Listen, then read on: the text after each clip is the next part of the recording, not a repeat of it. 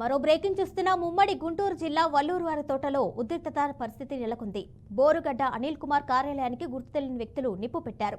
శ్రీనగర్లో బోరుగడ్డ అనిల్ కుమార్ కార్యాలయాన్ని దుండగులు తగులబెట్టారు. గతంలో కూడా ఒకేసారి ఇదే కార్యాలయానికి దుండగులు నిప్పు పెట్టారు. సీఎం చంద్రబాబు, మంత్రులు లోకేష్, పవన్ కళ్యాణ్ పై గతంలో బోరుగడ్డ అనిల్ అనుచిత వ్యాఖ్యలు చేశారు. ఈ సమయంలోనే పార్టీ కార్యాలయానికి నిప్పు పెట్టినట్లు తెలుస్తుంది. తాజాగా మరోసారి అదే కార్యాలయానికి దుండగులు నిప్పు పెట్టారు. ప్రస్తుతం రిపబ్లికన్ పార్టీ ఆఫ్ ఇండియాకి రాష్ట్ర అధ్యక్షుడిగా బోరుగడ్డ అనిల్ ఉన్నారు. రెండోసారి బోరుగడ్డ అనిల్ కార్యాలయానికి నిప్పు పెట్టడంతో ఏం జరుగుతుందో అన్న టెన్షన్ స్థానిక నాయకుల్లో నెలకొంది.